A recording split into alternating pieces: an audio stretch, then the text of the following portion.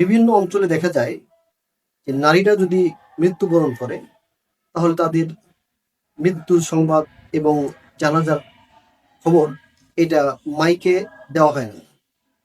অনেকে এটা নিষেধ করেন যে না, মেয়েদের ক্ষেত্রে দেওয়া যাবে না, ছেলেদের ক্ষেত্রে দেওয়া যাবে। আসলে আমরা যদি কোরআন এবং হাদিসটি দেখি এবং ফুকাহে কেরামের যদি আমরা কথা দেখি তাহলে কোথাও এ ধরনের নিষেধাজ্ঞা নেই।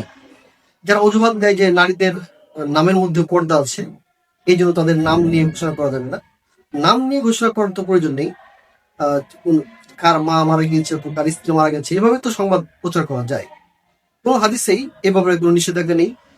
আমরা যদি ফুকাহে কেরামের কওল দেখি, বিশেষ করে বাদাউস সাহেব প্রথম খণ্ডের 299 নম্বর পৃষ্ঠায় বলা আছে, ওয়ালা বা'সা বিইলামিন নাস বিমাউতিহি মিন আকিবাইহি ওয়া আসদিকাইহি ওয়া জিরানিহি লিইউয়াত্তু হাক্কাহু বিসসালাতি আলাইহি। যে আত্মীয়-স্বজনদের মধ্যে, বন্ধু-বান্ধবের মধ্যে, প্রতিবেশীদের মধ্যে মৃত্যুর সংবাদ প্রচার করার মধ্যে কোনো সমস্যা নেই, যাতে করে মানুষ তার জন্য জানাজার সালাত আদায় করতে পারে। মানুষ যদি জানে তাহলে জানাজার সালাত আদায় করতে পারে। এবং এটা বলা হয়েছে ওয়ালিয়ান্না ফিল ইলামি তাহরিদুন আলা তাআ, কেননা এই ঘোষণা করার দ্বারা মানুষ জানাজার সালাতের দিকে, এই নেক কাজের দিকে মানুষ আসতে পারবে, আগ্রহী হবে। ওয়াহাসান আলাল ইস্তিদাদি লাহা, এবং মানুষ যখন আগে থেকে জানবে মৃত্যুর সংবাদ অথবা জানাজার সময়, তখন তারা জানাজার জন্য প্রস্তুতি নিতে পারে। এখানে এই বাদে সাইড, এখানে পুরুষ এবং মহিলাদের জন্য আলাদা কোনো হুকুম বর্ণনা করা হয়নি, অর্থাৎ দুজনের জন্যই একই হুকুম। এরপর আমরা যদি দেখি যে সহিহ বুখারীতে কি হাদিস এসেছে 458 নম্বর হাদিসে, যে রাসূলুল্লাহ সাল্লাল্লাহু আলাইহি ওয়াসাল্লাম, একজন মহিলা, তিনি কৃষ্ণাঙ্গ মহিলা, তিনি মসজিদে নববী ঝাড়ু দিতেন। তিনি মারা যাওয়ার পরে সাহাবায়ে কেরাম রাসূলুল্লাহ সাল্লাল্লাহু আলাইহি ওয়াসাল্লামকে জানাননি। রাসূলুল্লাহ সাল্লাল্লাহু আলাইহি ওয়াসাল্লাম যখন জানতে পারলেন যে ওই মহিলা কোথায়, তখন বললেন সে মারা গেছে। তখন রাসূলুল্লাহ বললেন, আফালা আযানতুমুনি বিহি, তোমরা কেন আমাকে তার মৃত্যুর খবর জানালেন?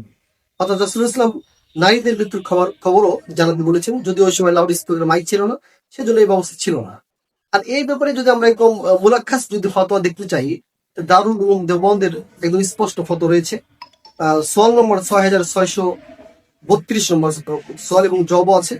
প্রশ্ন করা হয়েছে, হযরত মুফতিয়ান ইকরাম किसी औरत के वफात की खबर माइक में दे जा सकती है या नहीं? হযরত মুফতি ইকরাম কাছে প্রশ্ন যে কোনো নারীর মৃত্যুর সংবাদ মাইকে দেওয়া যাবে কিনা।